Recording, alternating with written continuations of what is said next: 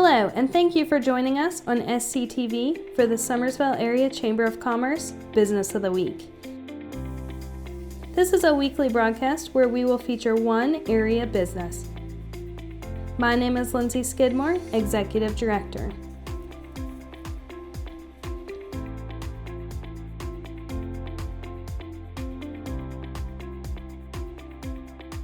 I'm here today with Caleb, the Director of Public Relations at WVU Medicine, Summersville Regional Medical Center. They are the Business of the Week. Congratulations, Caleb. Thank you, Lindsay. You want to tell us a little bit about your facility here? Yeah, without a doubt.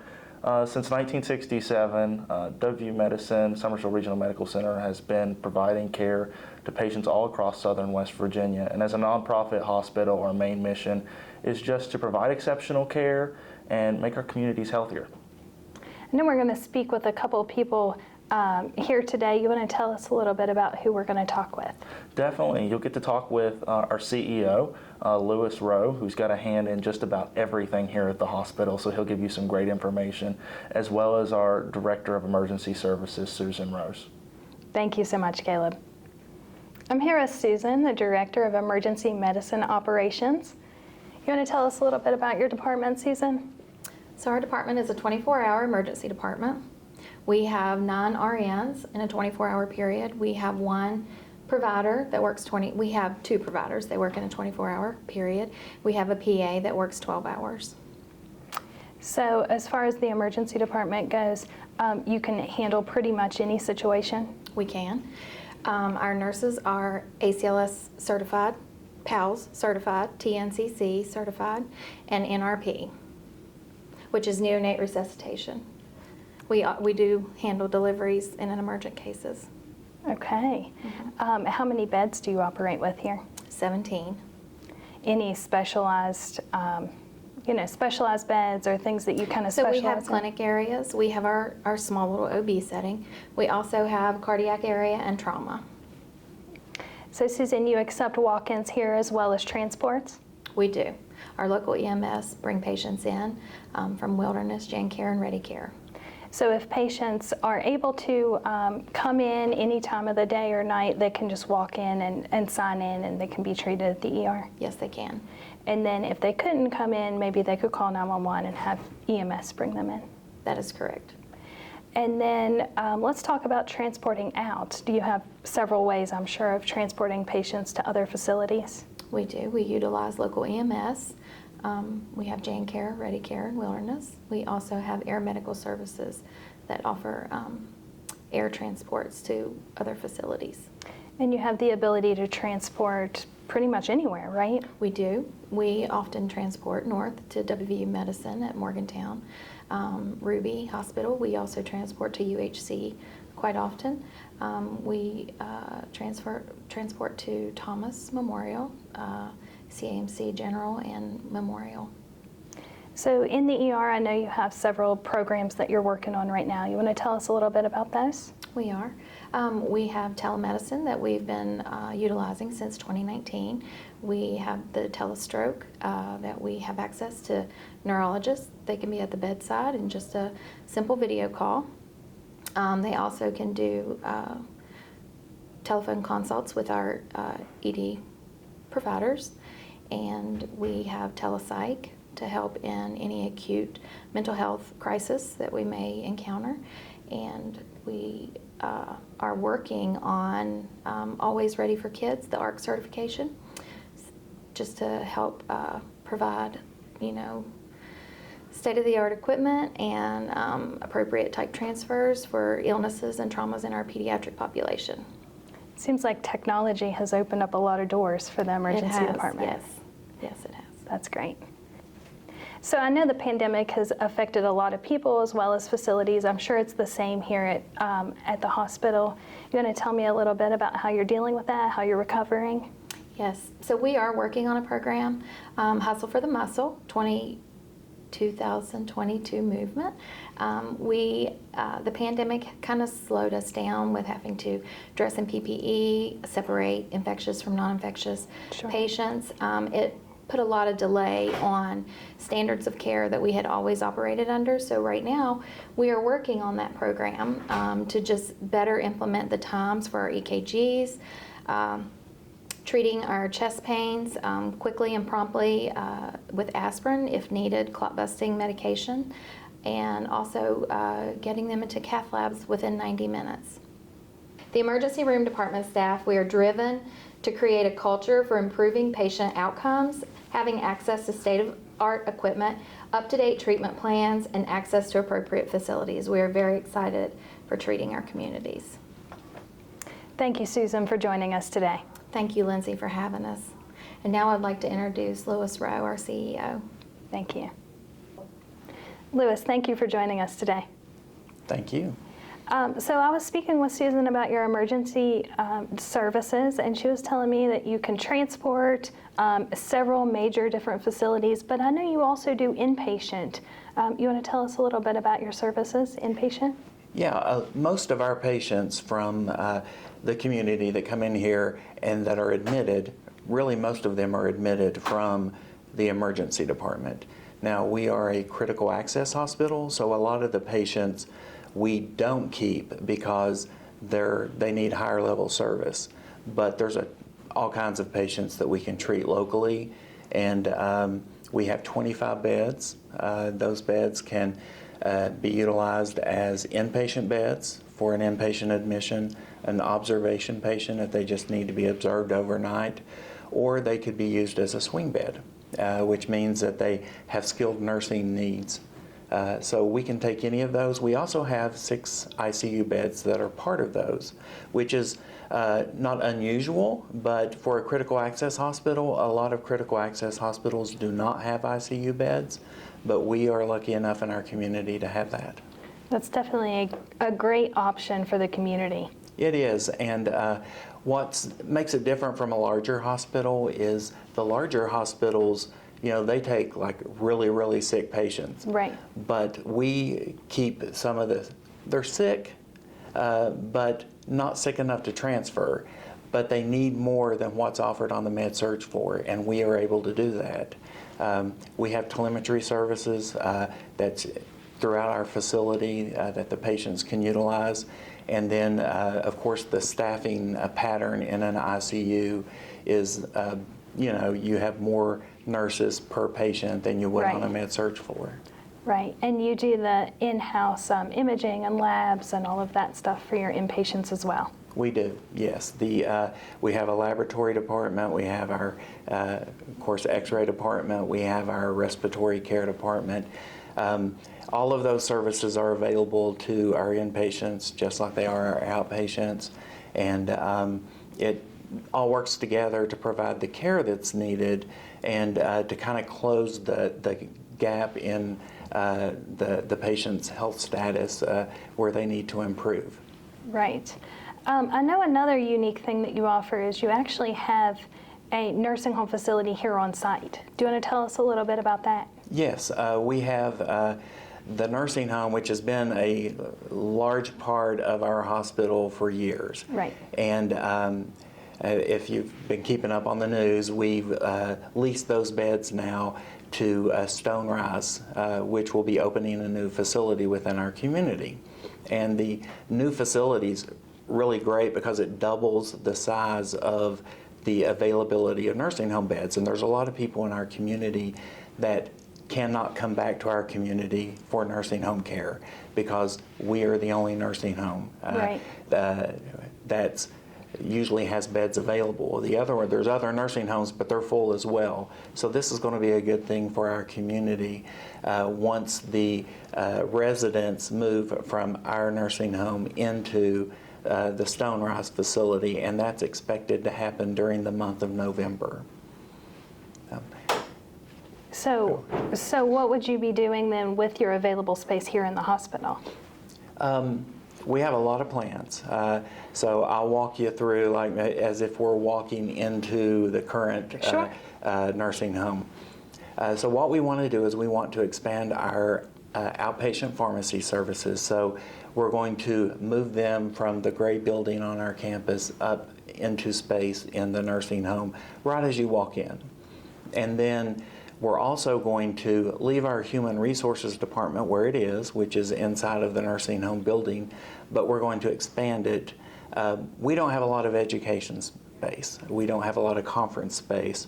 So we're going to use some of that space for education and conference space, which would be available as well to the community, like if there was an organization that needed to use it.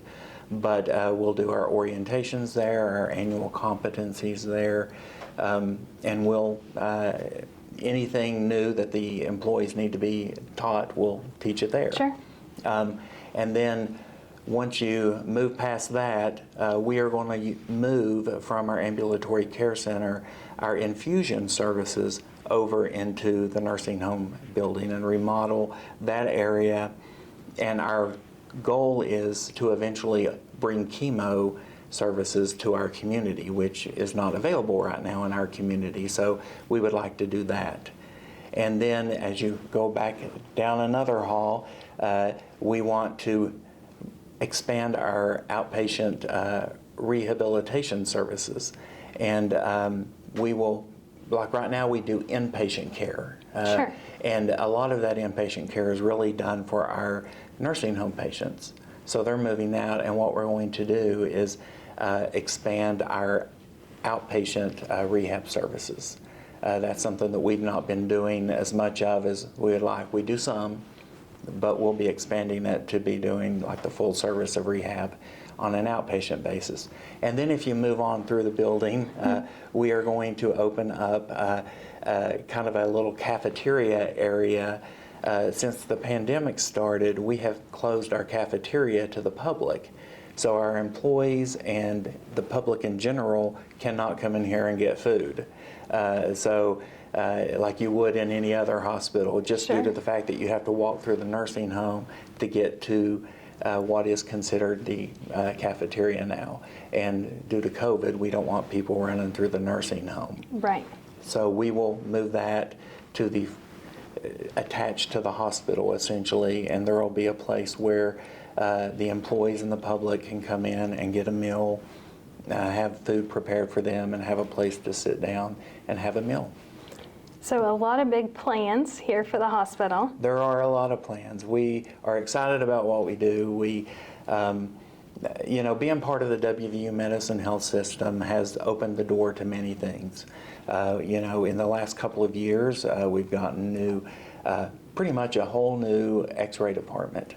And we've got the new just basic radiology, a new CT scanner, new ultrasound, and we are, by the end of November, we will have a new 3D mammography unit. So we are very excited about that because that's something that our community doesn't have, and we'll be able to provide that for the community. Right. It seems like with these plans, you're opening up a lot of options for the community. A lot of things that people are having to travel far from our community to have access to will now be available here. Mm-hmm. And we have some like long-term plans. We would like to reopen obstetrical services. That's something you really don't want to have to drive too far for, right. and everyone has to drive now to have a baby, and we would like to return that service to our hospital to offer to our community. Absolutely. So we had hit on a couple of outpatient services just real quick. I know you offer a few other. You want to tell us about your outpatient services? Yeah. So we do surgery, and we do a lot of outpatient surgery, and we have some general surgeons. We have some ophthalmology that comes in here and does surgery, and we do have plans to bring an orthopedic surgeon in. He starts in the middle of next year. So long term, we will need more than the number of operating rooms than we have today. Right. We would eventually like to have about 4. We have 2 active operating rooms today. Mm-hmm. So we're trying to get it to where people don't have to leave the community to have the basic surgeries that they need. You can get cataract surgery here. There's no use of having to leave the community for that. basic orthopedics, you should not have to leave the community, and now people do. They have to leave the community for that, and we want to stop that. You know, we have really good surgeons. I'm very proud of what our hospital offers the community from a medical staff perspective, and we have plans working with WVU Medicine to get more specialists in here. We do have a full-time endocrinologist that will be starting at the end of this year with us, and he's from the community, Dr. Blake Epling. He comes now on a part-time basis, but he will transition here full-time, and we're excited about that. That's great. So I know technology has kind of opened up all of these doors. You offer telemedicine visits as well. Yes. We have a very active telemedicine clinic, and what that does is it enables people, you know, sometimes they may have to go to Morgantown to establish care with a specialist, but with the follow-up care doesn't necessarily have to be done in person. So the physician's on one side, the patient's on the other. We have a nurse practitioner who is kind of a person that is the liaison between the two parties, and she will do some things that the specialist needs done from a medical perspective there, and then the physician has the expertise and communicates with the patient to provide the follow-up that's necessary for their care. And it keeps them from having to drive 2 hours to Morgantown, or, you know, an hour and 40 minutes to a UHC or anywhere else. So we love that service for our community because, you know, there are specialists that are, you know, utilized through that service that our community can never support full time. Right. But it gives us access to those physicians and keeps people home. Another great option. Mm-hmm. Yes. Speaking of all these plans that you have coming up, the new facilities you're opening, I'm sure you're going to be hiring and doing some hiring things to staff all of this. If people are interested, let's say, in becoming a part of your team, how would they find out that information? Okay. Well, I can tell you, COVID has made it a very challenging environment with hiring. Right. You know, every hospital's had the struggle of keeping their employees, finding new employees. But you know, I feel like it's improving, you know, but we have a lot of openings. So I would encourage anyone that's looking for a position, no matter what it is, whether it be clinical or support services, to go to our website. And actually on our website, you can search all of the WVU Medicine facilities. So, you know, if you are looking for a relative that lives in another community, you could look there for jobs for them. But it's just wvumedicine.org, and you go to the careers tab and click it, and you can search. Anything else you would like to tell us about? I wanted to share a little bit about a program that we have ongoing that we just started recently. Our outpatient pharmacy had the idea of starting what we call, and what other hospitals call, a meds to beds program.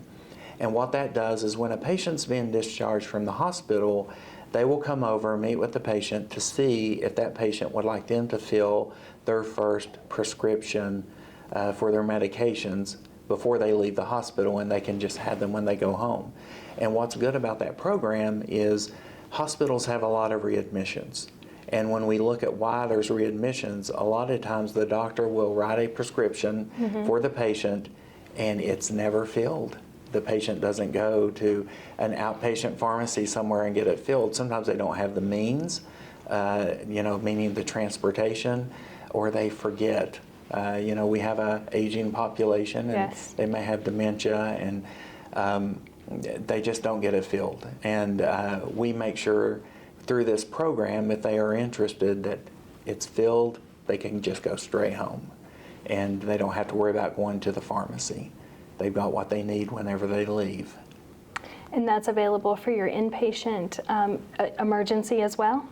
We are like running through the trial for our emergency department, and you know, the outpatient pharmacy is only open during certain hours. Right. So we're wanting to provide that service during, you know, the outpatient pharmacy business hours. So coming soon to the emergency department. Yes. Well, thank you so much for being with us here today, Lewis. All right, thank you. I You're appreciate welcome. it. Well, thank you, Caleb. That was very informative. If somebody was wanting to get a hold of the hospital, how could they contact you? Well, they could contact us by phone. Our telephone number is 304-872-2891, and we're located at 400 Fairview Heights Road in Summersville, right off of Route 19. Well, congratulations on being Business of the Week. Is there any final words you have? We're just really committed to our community, and we're continually striving to improve our facility and our services to better serve the people in our community. Thank you so much for being here with us. Thank you. The Summersville Area Chamber of Commerce is a voluntary partnership of businesses and professionals working together to build a healthy economy in the Summersville area. Be sure to join us every Thursday for the Summit broadcast of our Chamber Chat, a weekly radio show where we highlight upcoming member events. And continue to join us right here on SCTV every week as we feature one of our member businesses. Remember, if you have a business and would like to be featured as the Chamber of Commerce Business of the Week, give us a call at 304-872-1588 or visit our website at www.summersvillechamber.com.